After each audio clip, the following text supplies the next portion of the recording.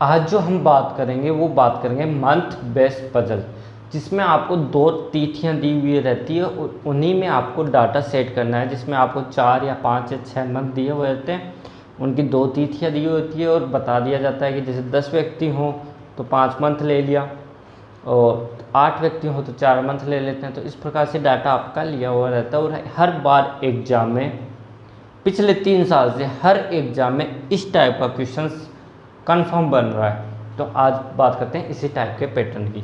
देखिए 8 व्यक्ति हैं, ABCDEFG और H, ठीक है, का जन्म 2 अलग अलग तिथियों अर्थात 9 और 12 को एक ही वर्ष के 4 अलग अलग महीनों अर्थात जनवरी, फरवरी, अप्रैल और अगस्त में हुआ है, लेकिन ज़रूरी नहीं कि समान क्रम में हुआ है। अब देखिए हमें डाटा दे रखा है कि 8 व्यक्ति हैं और 4 अलग अलग महीनों में, तो हम उसको डिनोट कर देते हैं, जैसे जनवरी, उसके बाद में क्या है फरवरी, उसके बाद में कौन सा डाटा है अप्रैल, और उसके बाद में कौन सा डाटा है अगस्त। ये 4 महीने में हुआ है, तो हम इसको इस प्रकार से डिनोट कर देंगे।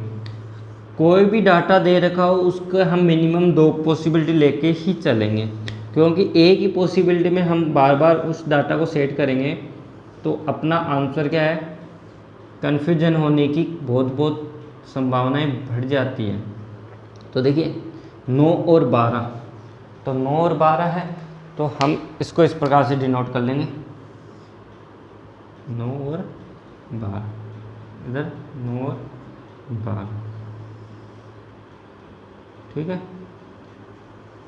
यहाँ हमने इस प्रकार से 2 पॉसिबिलिटी दे दी। अब देखिए डाटा क्या है, डी का जन्म अधिकतम दिनों वाले महीने में हुआ। अब देखिए यहाँ अधिकतम दिनों यानी हमें इनके दिन भी मालूम होने चाहिए। तो जनवरी में कितने होते हैं 31, फरवरी में कितने होते हैं 28 या 29, हमें डाटा नहीं दे रखा अभी तक।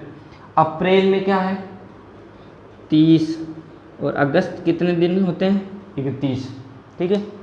ठीक है, डी का जन्म अधिकतम दिनों वाले महीने में हुआ है, तो हम क्या कहेंगे डी है अधिकतम दिन कौन से 31 वाले महीने में हुआ है, ठीक है। एच का जन्म एक समसंख्या वाली तिथि को हुआ है, समसंख्या वाली तिथि कौन है 12, तो एच का जन्म समसंख्या तिथि यानी 12 को हुआ है। सी और एच के बीच में 3 व्यक्तियों का जन्म हुआ है, फिर कहा रखा है सी और एच के बीच में कितना 3 व्यक्तियों का जन्म हुआ है, यही बोल रखा है। देखिए सी और एच के बीच में 3 व्यक्तियों का जन्म हुआ है, जिसका, अब देखिए कोमा के बाद में जिसका लगा हुआ है, जिसका किसको रिपोर्ट करता है जिसलिए ये सेकंड पर्सन के लिए, तो जिसका जन्म न्यूनतम दिनों के महीने में हुआ है, यानी किसका एच का जन्म न्यूनतम दिनों के महीने में हुआ है, यानी न्यूनतम दिन कौन से हैं 28 या 29, यही है, यानी फरवरी में हुआ है। एफ का जन्म ए से ठीक पहले, अब देखिए इन्होंने क्या कहा है एफ का जन्म ए से ठीक पहले, इस प्रकार से डिनोट कर दिया हमने ठीक पहले के लिए। और ई के बाद हुआ है, अब देखिए ई के ठीक बाद नहीं हुआ है, ई के बाद हुआ है, या तो वो ठीक बाद हो सकता है या बाद हो सकता है, दोनों चीज हो सकती है। तो ये डाटा इस प्रकार से हमने डिनोट कर दिया। फिर देखिए ए का जन्म एफ का जन्म ए से ठीक पहले और ई के ठीक बाद हुआ था, ये हमने ये रिप्रेजेंट कर दिया। अब देखिए ए का जन्म अगस्त में नहीं हुआ था, अब देखिए ए के लिए बोला है कि अगस्त है उसमें नहीं हुआ ये। फिर देखिए ई का जन्म एक समसंख्या वाली तिथि को हुआ है, ई है समसंख्या, ई है समसंख्या वाली तिथि कौन सी है 12, ई का जन्म है 12 को हुआ है।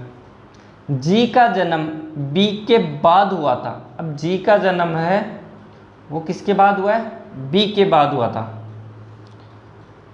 अब इन्होंने क्या दे रखा है बी है, उसके बाद में किसका जन्म हुआ है, जी का।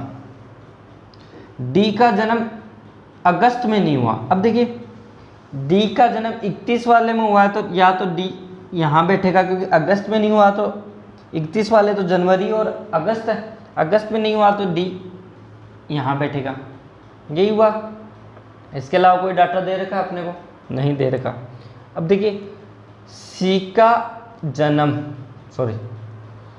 सी और एच में 3 व्यक्तियों का जन्म हुआ है, और एच है वो 2829 वाले यानी सबसे न्यूनतम दिन वाले में।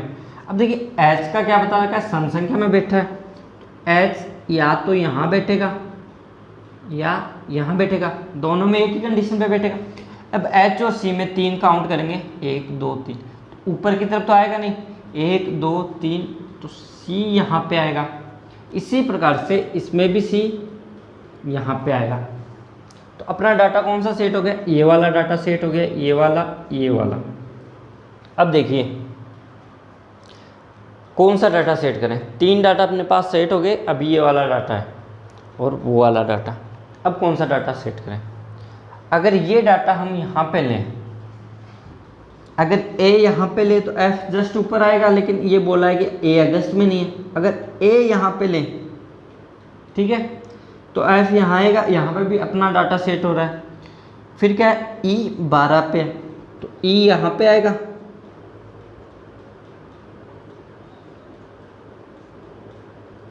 एक डाटा यहाँ पे ये सेट हुआ। अब देखिए ए यहाँ पे ले तो एफ यहाँ पे आएगा, इसके अलावा तो और कोई कंडीशन नहीं है। लेकिन ई क्या है, 12 वाले पे, यहाँ पे ई इसमें कहीं भी नहीं बैठ रहा है, यानी ये वाला डाटा गलत हो गया अपना, ठीक है। अब देखिए बी के नीचे जी है, बी यहाँ पे आएगा, जी उसके नीचे कहीं भी आ जाएगा।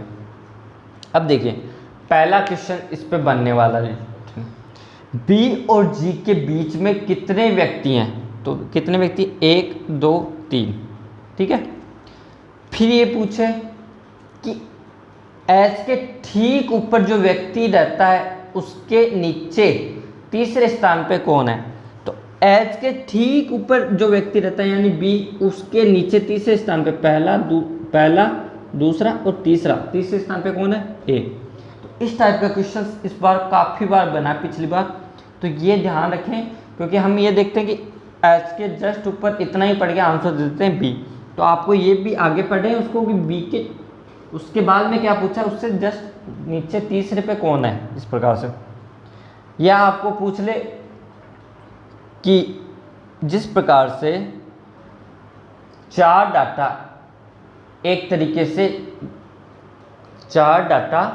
एक तरीके से सभी एक दूसरे को फॉलो करते हैं, लेकिन उनमें से एक डाटा है जो इसको फॉलो नहीं करता, तो आपको दे दे ई एच ए सी और बी, तो ये 5 ऑप्शन दे दें, तो जो बी है वो इसको फॉलो नहीं करेगा, क्योंकि वो विषम संख्या वाली तिथि पे है, बाकी सभी सम संख्या वाली तिथि पे है। फिर आपको ये पूछ ले कि सी से ऊपर जितने व्यक्ति हैं उतने ही व्यक्ति एफ के किसके नीचे हैं, तो वो आंसर क्या होगा, सी के ऊपर कितने व्यक्ति हैं उतने ही व्यक्ति किस व्यक्ति के नीचे हैं, तो डी के नीचे उतने ही व्यक्ति हैं। यह आपको इस प्रकार से पूछ ले कि ई का रिलेशन है वो बी के साथ है, तो ए का रिलेशन किसके साथ होगा, तो देखिए ई का जो रिलेशन है वो बी के साथ है, तो ए का रिलेशन किसके साथ होगा, जी के साथ। ये इससे रिलेटेड कुछ इंपॉर्टेंट क्वेश्चंस हैं। आशा करता हूँ आज का सेशन आपको पसंद आया होगा। धन्यवाद।